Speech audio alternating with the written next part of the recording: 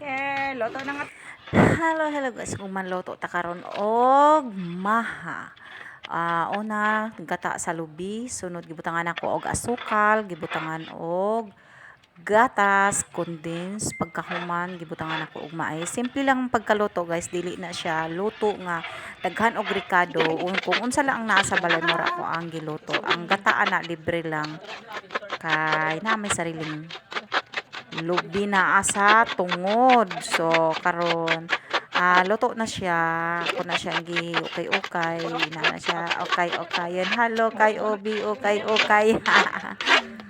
Pagkahuman ana, mura na akong gihalo guys sa gata, gatas, cornstarch, sugar, and then corn. Kana lang akong gihalo sa ako ang maha, pero lami kay siya, bisag simple lang yang ricado nga wala na siya ihalo nga lain. Para na sa birthday sa ako ang anak ko, baga giregalo na sa ako ang bunso para sa iyang kuya. So gipaluto ko nila para sa iyang kuya pang regalo. So karon na luto na. Gibutangan lang namog cheese sa ibabaw, init-init pa na siya kay para siya matunaw. So, mao na siya ang regalo sa ako ang bunso para sa iyang kuya. Maha. Natanya kayo wala. Dala dulu kita salo, buat salo kay butong. Yang puro style na. Wala cheese. Lami gid kaayo ang iyahang lasa, lami pagkaluto, tama-tama lang dili siya kahit di pud siya humok. Og karon magluto na pug ko og spaghetti. Hmm. Ah, Una, lamas, pagkahuman. Ang akong gihalo ana corn kuan lang mga dilata lang, wala na ko maghalo og mga karni-karni kay sa kamahal-mahal na nga palaliton. So dire-diretso na kay mahal kay ang karni ko magpalit pata. So ready na to cook ang ako ang gipangpalit.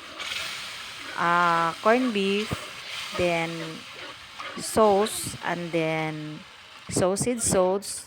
Mga sauce na siyang tulo ka klaseng sauce. Gatas, siyempre naabutangan din na to og gatas para lami gustong gusto kay sa mga bata nga butangan og gatas. So gibutangan ako na siya condensed na gatas. Wala na siya hotdog, wala na, basta kay daghan na siya sauce, lami na kaayo siya og daghan pud siya nga corn beef akong gihalo para halata pud siya nga murag naagid siya karne. So karon ako lang siyang gihalo kay ang pagkaon ana kuan man na siya nga kaon jambulan, di man na siya kaon nga para ugma nga pwede lang nimo dili siya ihalo. So kana gihalo nako kay ang gusto sa mga bata ihalo gyud ang iyahang spaghetti sa sauce. So gihalo lang gyud nako siya, hinalo ko na lang. Ayon. Pagkatapos nilagyan ko ng cheese sa ibabaw para siya ay matutunaw kasi mainit pa yung spaghetti. So nilagyan ko sa taas. Ayun, Bisaya Tagalog na tayo. At saka yun lang ang nilagay ko sa spaghetti. Salamat sa pagtanaw. Thank you for watching.